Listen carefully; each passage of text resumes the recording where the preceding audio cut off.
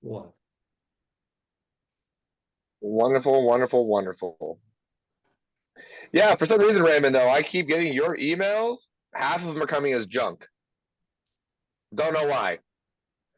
That's a better rate than I write them at. So because Yeah, about 60% are junk. So okay. fair enough. Yeah, so when I was trying to tell you yesterday, I couldn't respond to that email. I was like, what the hell happened? I realized it's in junk with like three other ones from you. And I went, the hell is it doing there? What are you going to do? Oh, well, perfect, perfect, perfect. Now I'm trying to find the actual agenda here. And I'm trying to see if it's in junk also. Would you like me to go ahead and introduce the speaker? Yeah, I'd love the idea of it. Well, let's go around and introduce everybody first. I'll go right down the agenda. That's first. So I'm Raymond Foster. I'm the immediate past president of the Noon Rotary Club. And by the way, rather than say the San Dimas this and the San Dimas that, we're the Noon Club. You guys are the Satellite Club. It just makes it easier on me. Love it. And the current president of the Rotary Foundation here in town. Wayne, go ahead and introduce yourself. I'm Wayne Schmidt. I'm with the San Dimas Masonic Lodge. I'm the current master of the lodge for this year. My term is ending in December. And you are the most junior possible Rotarian. This is your second meeting, and actually your only first official meeting. So welcome aboard. Thank you. And Glenn? My name is Glenn Johnson. I'm a member of the Satellite Rotary Club and secretary of San Dimas Masonic Lodge. And then Dominic. All right. My name is Dominic Torres. I am the chairman for the Satellite Club, the Evening Club. So. Excellent. So, hey, I'm going to jump right into helmets to Hardhats. Their origins trace back to the Center for Military Recruitment, Assessment, and Veterans Employment.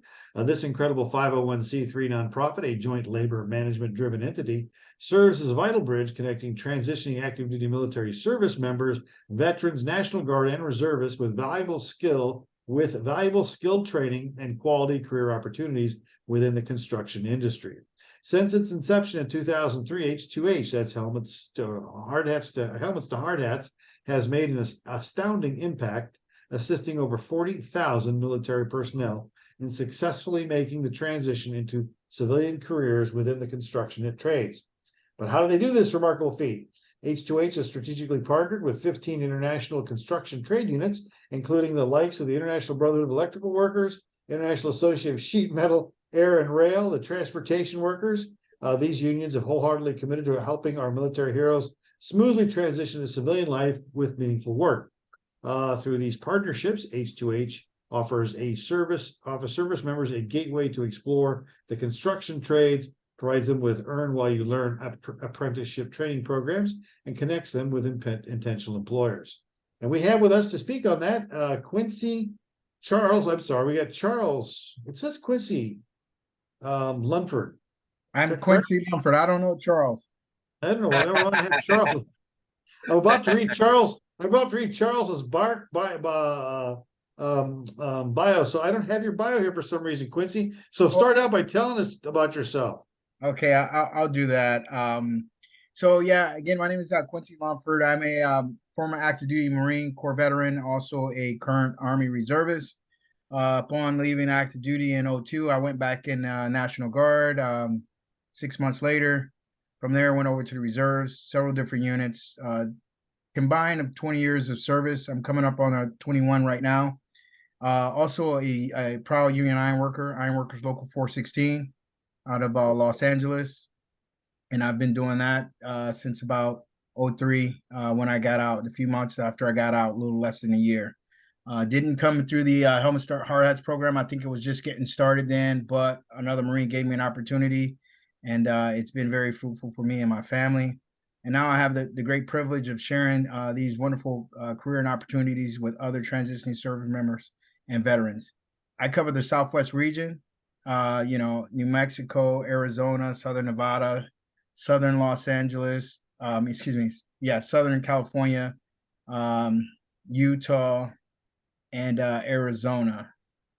Did I forget anything? That's 5 states. So it's shrinking. The company's growing. So that's a little bit about me. I think you covered a lot in your intro with talking about the organization. So do you want me to go into my spiel about Helmets to Hard Hats, or you guys have some questions for me? Well, why don't you give us your talk? I've already got half a dozen questions. Okay. Everybody's All right. laughing. I always do. I always find our speakers fascinating, but go ahead. Give us Yeah, your so you had mentioned the 15 trades that we deal with. We're pretty much the veteran talent acquisition piece for the North American Building Trades Union. For lack of a better word, kind of like the governing body, kind of like the glue for all union construction here within the U.S. and Canada. And that's what our charge is, to bring service members into the trades. So we not only deal with the craft positions, but we also hire project managers, safety managers. I got a big push over in the Inland Empire for some project managers, some junior project managers, and essentially any other business function you'll find in any other business or industry. We pretty much have within our industry. We have talent acquisition people. We have marketing, accounting, anything you could think of. Any other business, our signatory contractors have it within their ranks. And so with us as Helmets to Hardhats, we not, like I said, we not only recruit the craft, but we also recruit the non-craft positions.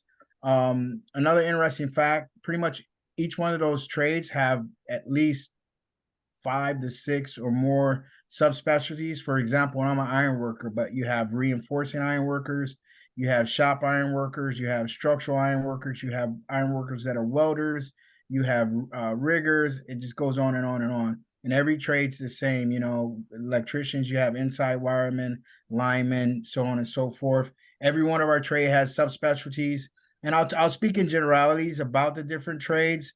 So when a veteran gets an opportunity to start a career with one of our trades, there's some things that are kind of across the board for all of our trades. First of all, it's a good living wage here in Southern California or anywhere in the country. Typically, when you journey out, you're looking at potentially making 6 figures.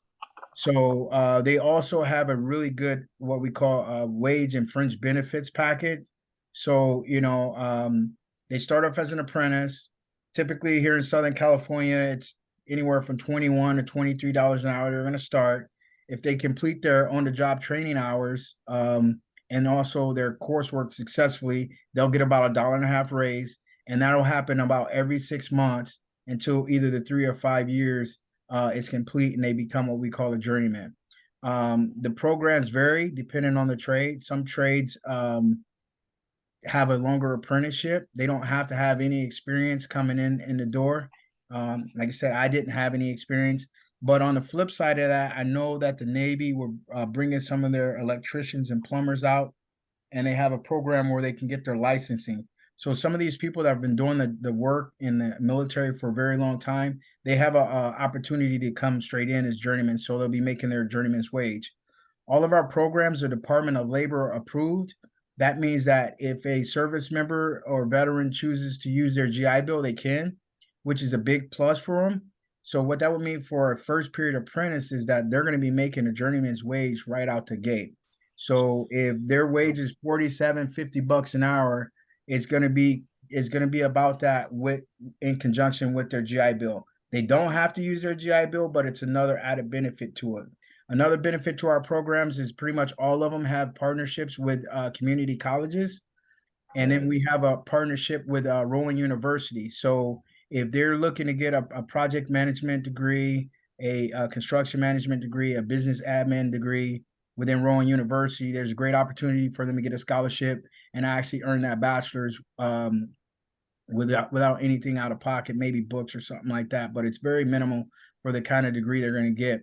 And what I tell the individuals that may be looking at doing that is that, some people love to work in the field and they want to work in the field until they're retired. Some people, they get old like me and things start to hurt and they look for other avenues, of work and, a good sustainable job. So what better candidate than somebody that's been in the field for a long time and that understands, the different aspects of the construction site, safety, so on and so forth, to start working in office as a safety professional or a project manager, or even a contractor. There's several opportunities for veteran-owned businesses right now, disabled veteran-owned businesses. That's a whole nother conversation. There's a lot being done with that and with some of the stuff that's rolling out. And there's a lot of partnerships that we have. When I say we, I mean North American Building Trades Unions, some of our building trades councils with various industries and organizations that will help some of our members become contractors and be successful contractors at that. Going back to the wages and benefits. So let's say a person makes $50 an hour on the check. Their package is probably going to be closer to $90 to $100 on total, because that $50 is going to be their wage, but the other $50 is going to go to all their healthcare benefits, prescription, dental, anything related to health, that's going to be covered. And then as well as a vacation check. That vacation check will come either every quarter, every 6 months, or once a year. And roughly in our neck of the woods here in Southern Cali, it's about anywhere from $4 to $6 an hour that they're going to be taking out of the check that they're going to give back to the employee at the end of that quarter, every 6 months or once a year, depending on the trade. Everybody gets that. And then they also get a pension and annuity. Most of the locals run really great scholarship programs for family members and dependents. Great sense of camaraderie. So it's really good for service members getting into the trade, because other than the military, for myself, it's the closest thing I've felt to being in the military, is just that sense of camaraderie within union construction, where people, chip in when somebody's, in trouble, or, just have brothers and sisters that you can lean on. And then also doing really productive things out in the community, which they probably should do a little more. Let people know what they're doing, because they're doing a lot of different things out in the community, and it's like not at a fee, but just out of the kindness of their own heart. So it's really good organizations that they have opportunity to be a part of, and then also high wages. The trades are very, very technical. Some trades are what we call direct entry, which means that a service member or veteran can come in with their DD 214, honorably discharged, and they get direct entry. Most require within the 5 years, but there's some without, if you've gotten out and at 6 years, you've been out for 6 years, you can still come in and get the veterans preference points. And those points will make a big impact when you're talking about trades that are testable. Some testable trades are trades like the operating engineers, the IBEW, which are electricians, which in some areas they actually just start waiving it for honorably discharged veterans that have discharged service within the last 5 years. So they're definitely putting a rubber to the road when it comes to bringing our nation heroes into the building and construction industry. Another really cool thing that we have here locally that's probably the biggest and the best in the nation is what we call project labor agreements, community workforce agreements, and stuff like that. You guys may have seen them in your city, but what that means for a lot of people, they don't understand them. Of course, they're going to go for targeted workers, people that have maybe been justice involved or been homeless or whatever, any kind of challenges or obstacles that falls under the targeted worker. But pretty much all the PLAs in the area, if they're not lumped within the targeted worker, there's a very specific guideline where either they're helmets to Hardhats veterans or just a veteran, where there's a 10% hiring requirement on those projects, and that 10% is man hours and not just pure numbers of bodies on the project. So that's an awesome opportunity, and it's a tool that I utilize with some of the contractors and compliance people, making sure that I'm able to get some of our helmets to Hardhats applicants to work. That's a rough overview. There's a lot more stuff rolling out, and as we stay in touch, I'll be able to share some of that with you. I'm looking to do my own newsletter here within the Southwest and in each of my states, and that way you guys can see what's going on. And then I don't know if we have any veterans or anything like that, but there's going to be opportunities if you guys are open to it, or your membership, some other things that we're going to be putting on with the veterans, such as veteran breakfasts and outings and things of that sort. So that's the short version. Well, that's fantastic, and we appreciate that. Listen, Local 709. I was a jarhead also back in the day, and then Local 709 sprinkler fitters out of Whittier. So yeah, no, I hear you. I spent a lot of time with you guys out in LA and at Cedars and all that in Beverly Hills. So yeah, no, I definitely know you guys. I wish this was back in the day. So this was, like you were saying, like Help to Hardhats hasn't really. It was kind of just coming up as I was going into the union trades. So I definitely am like, oh yeah. And I saw you today and I went, oh, that's perfect, because I'm definitely interested, because I have a bevy of veterans that roll through my establishment now. So I'm like, man, oh man, this would be great to know. So, but yeah, no, our apprenticeship, like you're saying, somewhere longer. Mine was 5 years. Mhm. So yeah, that was the apprenticeship for us. Um, but I know that Raymond's chomping at the bit. He always has the best questions, to be fair, too, though. And then instead of repeating them, I'll just jump right into Raymond and be like, "Go for it, buddy. Hit him." Well, yeah, Nice. Dominic, to your point, from that local, that Chris Hannon is now actually the state president of the California Building Trade. So you guys got a pretty good lineage, and I know some of your guys over there. So Nice, nice. That does not surprise me at all. yeah. No, I'm glad to hear that. I'm glad to hear that. Go ahead, Raymond. So Quincy, back in the early '80s, my brother came out of the Marine Corps. He was a wireman and went right to work for Pac Bell and was a lineman. But there was no program. There was just, hey, you did this, why don't you try that? And there's a big debate. I wondered if you guys have your nonprofit has a some kind of lobbying arm, because there's been a lot of the MOSs don't match up to civilian fields. In other words, driving a truck for the Army is not the same as driving a truck on the interstate in California. Although you would think that a guy who's trained in one way would be able to do it that same way. The other thing is police. When police come out, military police has no transition to civilian policing other than the veterans points. Do you do any kind of lobbying to try to get these MOSs? There's been a movement in Congress to do that, to kind of get them straightened out so that they have some direct applications in the civilian population. That's a great question, Raymond. I think there are some organizations that are attached to us that do the lobbying. We don't. We're strictly talent acquisitions, and we do try to stay abreast. We also, I forgot to mention, just brought on a military liaison this year. So he's a really awesome guy and a really wealth of information when it comes to new things rolling out. But I can tell you, as a reservist myself, there are a lot of things that are transferable, right? In the Army Reserves, they rolled out the P3 program. We are P3 partners.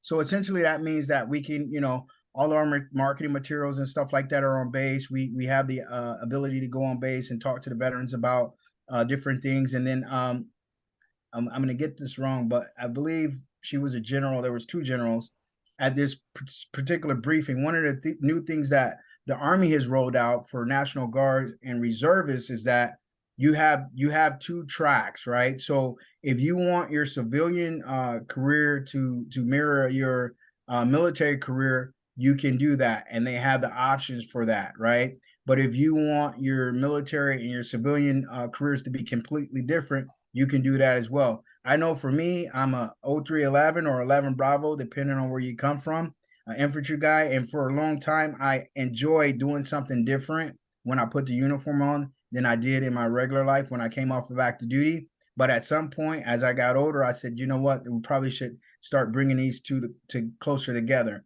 But I am in the middle of a MOS change, but I would say that they have that. So they have the also Army Ignite, and every branch has it, and I think they're calling it different things. So what they do is within the DoD is they match your MOS to a civilian career, and you have the opportunity to get a certification. So it's the same deal with tuition assistance. So you can use this pot of money once a year, and it's every year, and there's no expiration. As long as you're serving as a reservist, you continue to get this pot of money every year, and you can either get a certification or you can use it to go to college up into a master's degree. And you can actually get several certifications. But to answer your question, because I had a lot of different stuff on my military driver's license, the Bluebird, the equivalent to the lot of different driving stuff. With my commander's signature, I can go and take the test to get my commercial driver's license. And that's the case for a lot of people. In the Army, that's the case for the 88 Mikes. In the Marine Corps, that's the case for the Motor T people. They can go in and get their CDLs. But here's the other piece to that. If they are individuals that need to get that training before they take the test, that is available to them through the military now. So there's been a lot of really good changes. And I think a lot of having the conversation and people looking at the data and seeing what the data is telling us, and just like it has to make sense, right?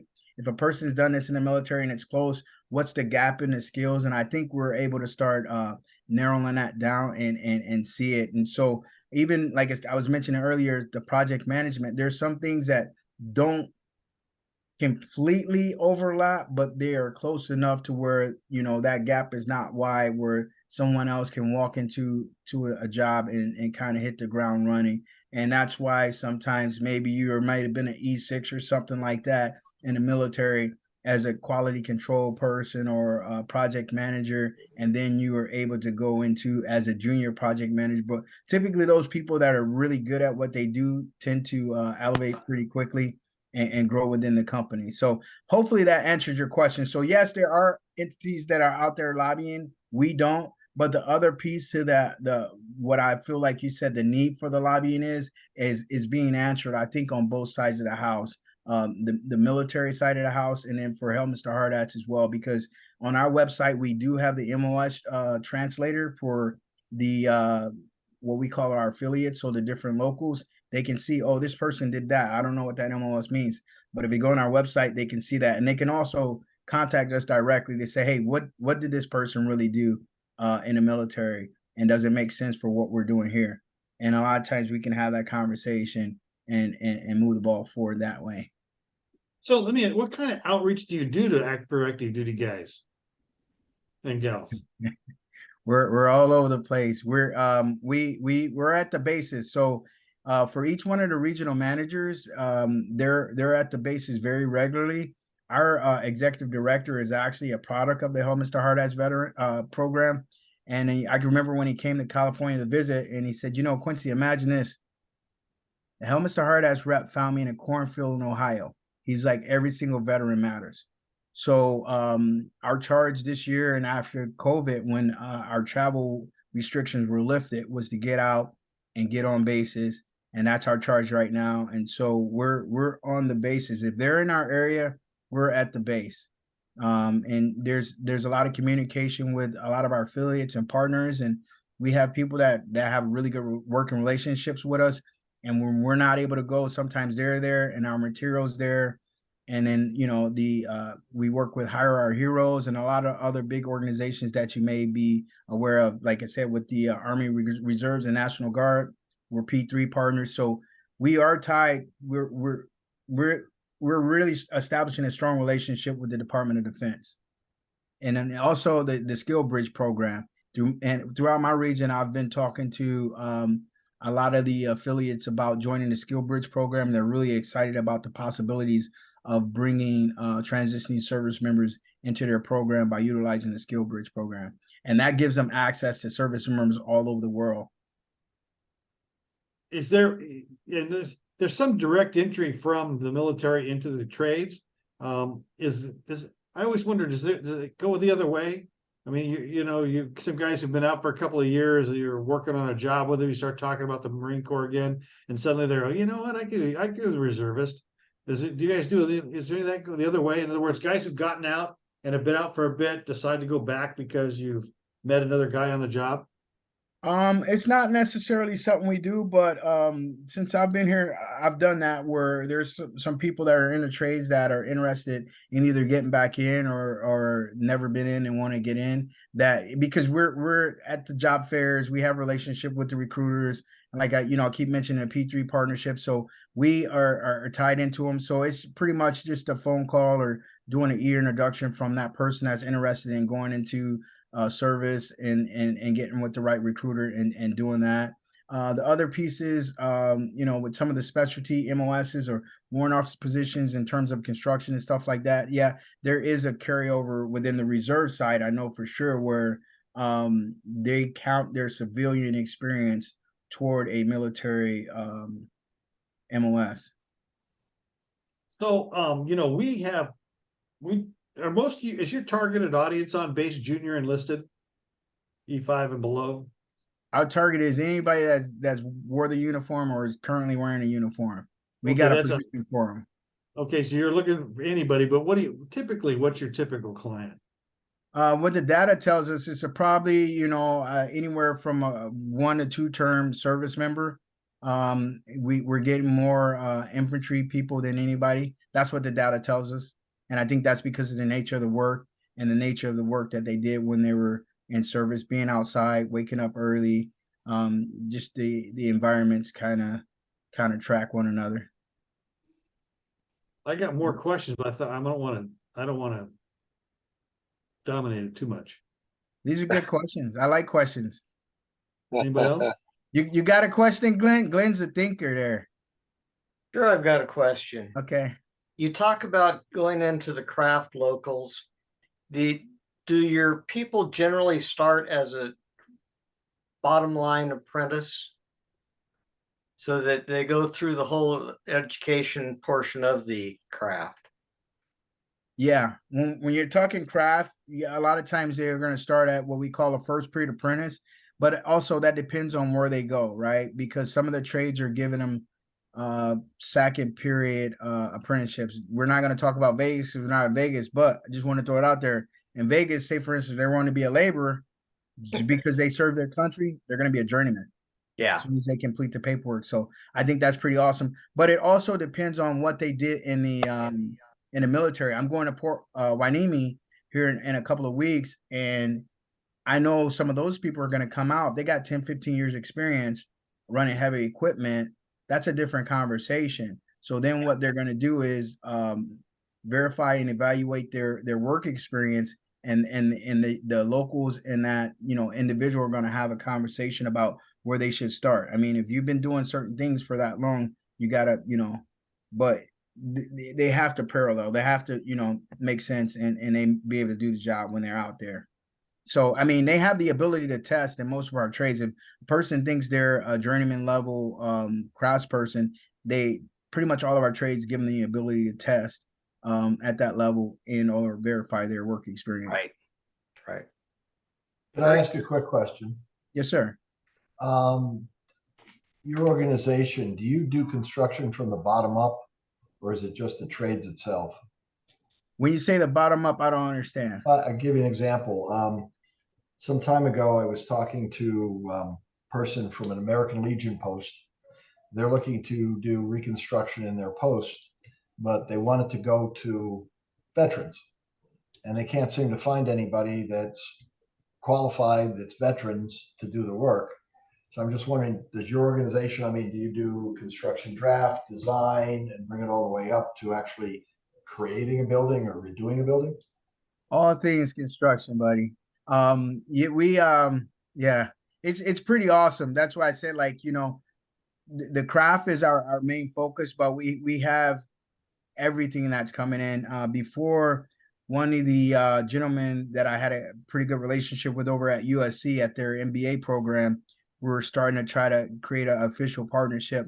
But we do communicate with some of the colleges and stuff like that, and we do want to bring in architects, engineers. We do currently have them. And the other really cool thing is that, like I said earlier, with some of these, not to put too many people to work, but some of these locals, we're out. Like, if it's something to support veterans, we have done work like that where I know personally a contractor that has a steel company. He donated the steel. He also had some of his personnel out there working on the house for a wounded veteran, and we do those kind of projects all day long. And there's more locals that are creating veterans associations.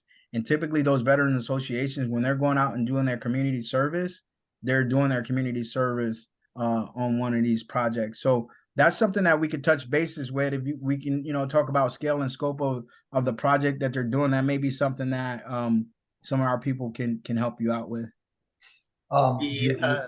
Do you ever make entree or try and get into General Service Administration, GSA, for government projects? I think that would probably fall in line with be closer related to our laborers union. They do everything from lawn care to different kinds of maintenances and stuff like that. And that's why I get excited, because our industry is so broad. Like we do a lot more stuff than people realize that we do. So I'd kind of have to look at the description, but I'm sure that we have contractors that do partake in it. But I do think that there could be more more people bidding on some of the DoD contracts, but you know, I Oh, think I was that's going something to beyond. work on. I was not talking DoD. I'm talking about generally GSA. Quite a few years ago, back in the 90s, I was involved with a project we had. They were gutting a building on 6th Street in Los Angeles to move one of the federal agencies in there, and they had some private contracting companies come in. And I'm just listening to what you're saying. I think it'd be great for you to get former military people in that kind of a project. Well, you mean for with public entities? Yeah, Oh, government, definitely. Yeah, we do and that all day long. huh? Yeah, we do it all. I mean, Okay. from the community colleges to the to the schools, K through 12. We have several partnerships throughout Los Angeles and Orange County, and that's where I was talking about with the 10% veteran requirement. So even if they're not a veteran-owned company, we can put veterans on those projects because that contractor has to kind of work with Right. them, you know, Okay. as agreement to that contract. I appreciate it. Thank you. No problem. There is a project going on in San Dimas, Habitat for Humanity, to build housing for a veteran. Mhm. And wonder if your organization would be a way to contact volunteer labor to play on that project. I'm sure we can do that. We've done some projects with Habitat before, and then like I said, a lot of projects like on our own where you know someone knew of a veteran or something like that that needed some assistance, and we just kind of went out there. Even us that hadn't put on our tools in a while, just put our tools on and go help out. Yeah, it's something that So, we do. do you have any? Are you have any Teamsters? Or you cut in with a Teamster? Good. Yes, Second sir. question, just yeah, that's all you know. Second is so for years and years and years and years, union membership been on the decline. Sounds like a great way to build a union America again with your program here. I want to let you know that I'm fully supportive of that. We do a number of projects that support the military. That's what we do. We support military families. And we began with a food drive, and we've raised and delivered 13 tons of food to the food bank on 29 Palms Marine Corps base that is for the junior enlisted families. On Friday, we're going out to Pendleton because we want to include them in the what we're raising. We have a truck now, but I tell you what, we could sure use a contact with the labor unions to at least put a collection box at the union hall or on job sites perhaps to collect food so that we could get it out to the families out there. And I also think that we recently sponsored the service member of the quarter out at 29 Palms. I'd love to make introductions with you in all the places we've worked. I'd really like to develop a partnership with you. I really would. I think it'd work. That sounds good. That's mutual. I know them pretty well over at 29 Palms. I'm down there as well. And we're doing toys for tots. I mean, we're doing the food drives and stuff like that. So I mean, it's always an opportunity for some of the locals that may not already have a partnerships with some other organizations that are doing the food drives, but a lot of ours are. But I do think there's probably opportunities for either some of the affiliates or contractors to partner and do that. Yeah, they're pretty involved with the community. Agreed. Mhm. Sounds like we're gonna have to have a few follow-on meetings. Yeah, I think you're gonna play a couple so. more 8 balls. So in fact, I know that typically after this we have our committee reports, and we're going to report on the dinner we had on Friday. I think if you were just spend 5 minutes of your time here, that committee report, you would be it put some ideas in your head. That's what I think. Okay.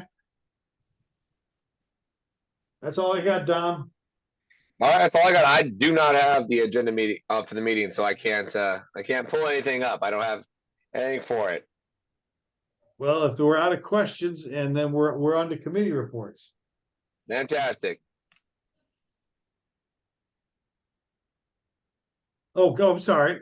I'm sorry. I've got 3 Zoom screens running. We're also live stream on Facebook right now, and so I'm kind of managing questions and things that are going on there. I apologize.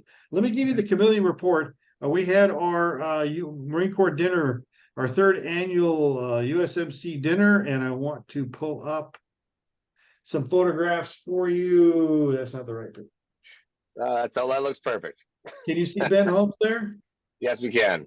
Awesome. So, okay, so we had 95 people at the dinner. We had 95 people at the dinner, including one state senator, two mayors, another field rep for a state senator from a different district, 4 city council people, 6 people from different elected boards in the community, and 10 presidents of Rotary clubs or women's clubs or other community organizations. So we had a great crowd. Our target was to raise $8,000.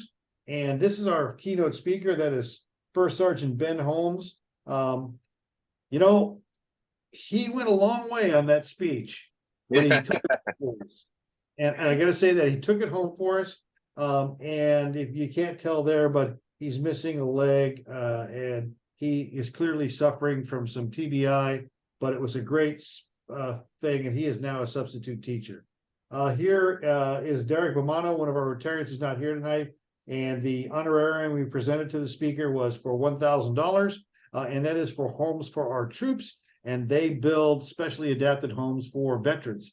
Ben Holmes is a recipient of one of those homes, and he's earning money for another Marine who lost 2 legs in Afghanistan, so they can build a home for him down in Fallbrook. And so that was very successful. We then gave $1,000 to YMCA. You can see that we've got a Marine on stage, and there you are, Dominic, giving away $1,000, and that was very cool to them. And that just in general support. And then the big thing was $5,000 for Making Spirits Bright, and that is the program by the Diamond Bar Women's Club Military Outreach Committee to provide Christmas gifts to junior enlisted families at 29 Palms and Camp Pendleton. Here's the dining room. This is where all the veterans are standing up and being recognized in the dining room, and some people who visit us. And then, of course, the quilts. We gave those 15 quilts that were handcrafted. They'll go out to families there in 29 Palms. And lastly, Rick Wood. Glenn, how old is Rick? Too old. 112. Well, I think Rick is 77. Something Rick, like he's a Vietnam vet, Silver Star, Purple Heart, combat vet, and he is giving cake to, well, that Lance Corporal is 19. And so, you know, we've done that 3 years now, and everyone just loves that. And then we added the absent companions to us. We had 2 Gold Star families there. Here's our state senator with one of the Gold Star families. That is Cynthia Williams. Her nephew was killed in Afghanistan by an IED 12 years to the day of our dinner on the 10th. And so that was very heartfelt and meaning for her. This is the other Gold Star family. Their PFC Marine son, and when his amphibious vehicle sank off of Pendleton during a routine training exercise. Pretty rough for those families, but they were so appreciative in speaking to them afterwards. So we had to raise 8,000, and I was a little worried, but we raised just over 9 for that dinner. And so the Satellite Club at this point, you'll have $848 to your credit, and then you have $3,000. So you've got about $4,000 going into the food drive in March. We'll have a strict accounting. And you know, we were getting checks after the event. I got a check Saturday for $1,200 from Masonic Lodge in Red Bluff, California. So the event was excellent. And thank you for everyone, Glenn, for cooking. Dominic, Wayne, you did the opening and closing remarks. It was a good team effort. Anybody else feedback on the event? I want to say, job well done, folks. It was, yes, Raymond, I agree, and I think we all can agree. It did take Ben a minute to get there, but man, did he wrap it up nicely with a little bow. And then I see you standing at the foot of the stage. Raymond, I kept staring at you. I kept looking at you going, here we go. This is gonna be good. And then he wrapped it. I went, thank God, there it is. Nicely done. I kept moving up the stage. I kept moving up, and then he'd start to go in the right direction. Go, okay, let's see what happens. Because you know that's my job, man. And I know, the tough part of the job. I was getting ready to give him the hook because there's a couple of times that fella, He's got a degree in teaching, but he don't have a degree in public speaking. I thought he would be the Sandman out there coming out to get him. I was like, that's so entertaining. But yeah, no, he did. He brought it back. I do have to say, yes, thank you though. The speech I gave was definitely not prepared by me. I assume Raymond. So thank you to that. Makes me sound more intelligent than I am. So I appreciate that.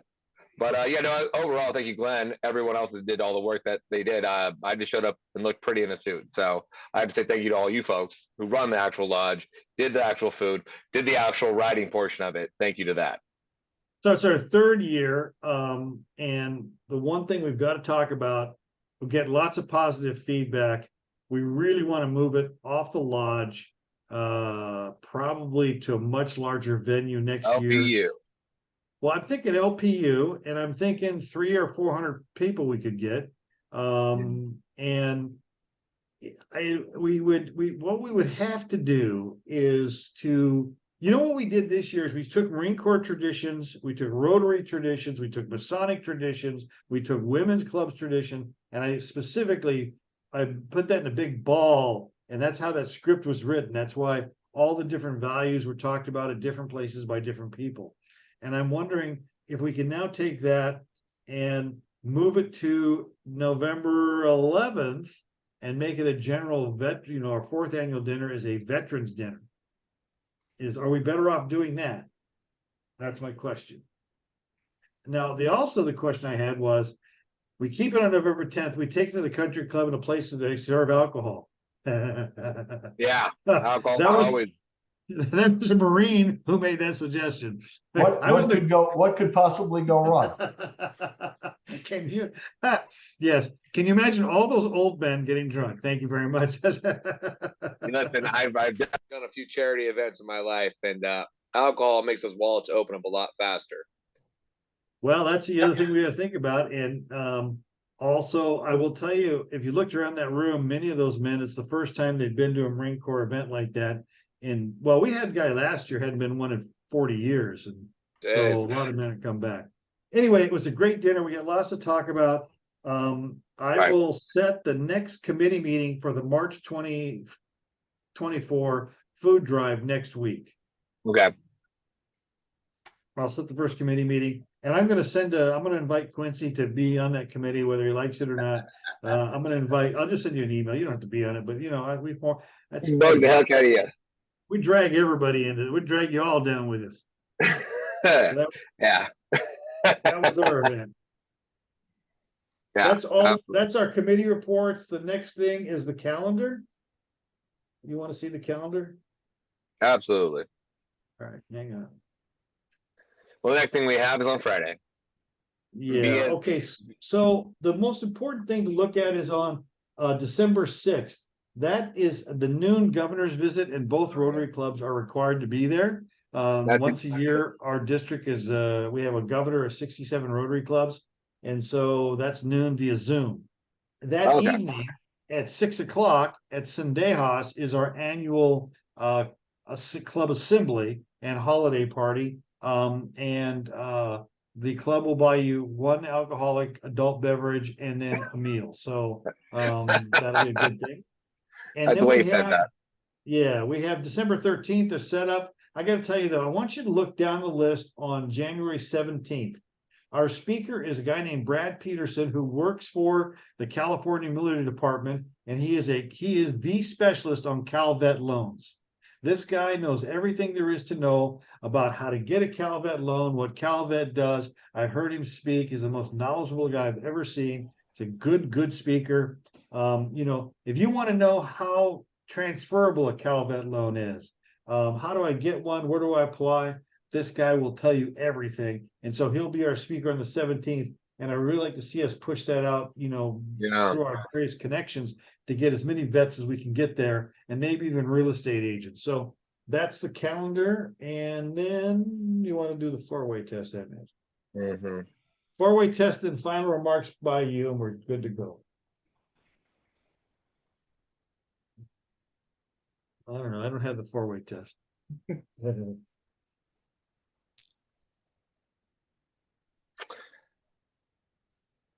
10 seconds. 9, 8, 7, 6, 5, 4, 3. Boom. And there it is. Thank you very much. So the last thing we do before the president's remarks at all of our Rotary meetings, and this is done in all 32,000 clubs around the world. And by the way, our club in San Dimas was notified 2 weeks ago by Rotary International that we received recognition of all 32,000 clubs in 180 countries. We are in the top 4% for growth. And so that's because I think of the satellite club clearly, but that's a pretty cool thing. And all Rotarians and all 32,000 clubs in their meetings every week will read the four-way test and talk about it. And is it the truth? Is it fair to all concerned? Will it build goodwill and better friendships? And will it be beneficial to all concerned? And this is how we deal with each other as Rotarians, and hopefully we can take that out into the community as individuals also. Okay, closing remarks, Dominic, go. Okay, Quincy, guess what? You're gonna get bothered. We're gonna definitely be bugging you because you're definitely a solid line, and I love getting people veterans jobs and doing veteran disability work for free on the side. So I'll be bothering you about that because I'd like to see more of that happening. I'd like to thank Wayne for coming on in, being the newest Rotarian that we have. It was a hard-fought battle. Glenn did not want you. He made that very clear. But Raymond and I pulled through for you. I was half in, to be fair, but we got it. To be fair, it wasn't you. It was your boy, Tony. I said, I can't trust him. I don't know. With that said, we're thankful to have you on. It's great to have you here. We look forward to the success that we'll be able to do with. Thank you very much. Well, Dominic, his term as master is over, and that means you've got 6 months to train up a replacement. And there we go. I love that idea. So with that said, we do have our Friday, 8:30. Raymond, I still need that stuff. Mike and I've already been talking about it some more to be at, to go down there and figure out where the heck we're going and what we're doing. Well, we know what we're doing, but where the heck we're going down on Camp Penn. I talked to Mike yesterday afternoon. I talked to him in person. We're going to the main gate to the visitor center, and she's going to meet us there and take us on base from there. Wonderful. Hopefully it's hopefully it's all the way on Main side, so we have to drive all the way around on Vandergrift to get all the way up there, doing 25 miles an hour the entire way. I'm just going to go for main gate at Camp Pendleton, and I've got her cell number, and I think William Maldonado is going to ride with me. That's the only person I got. By the way, and we're not meeting up at the lodge. There's no reason. You and Mike will get up down there. Just be there. Absolutely, yeah. No, I just know if we're doing that, I know where Main side is. After living on that base for a little bit, just tack on another like 30 minutes on that drive. Criminy. With that said, yeah. So we're excited about doing that. And then I don't know when Fort Irwin's coming, but I'm sure that's right behind it. So that'll be fun. I don't like to keep people, so I appreciate everyone coming out. I do look forward to these meetings. Let's find out with what Raymond was saying about it. I'd love to get a real estate agent or two on here, / some other people to really understand the CalVet loan system, because it's only going to benefit everybody. So with that said, I don't want to bother anybody. Quincy, thank you for coming out, and it's good to see everyone here. And you guys have a great rest of the night.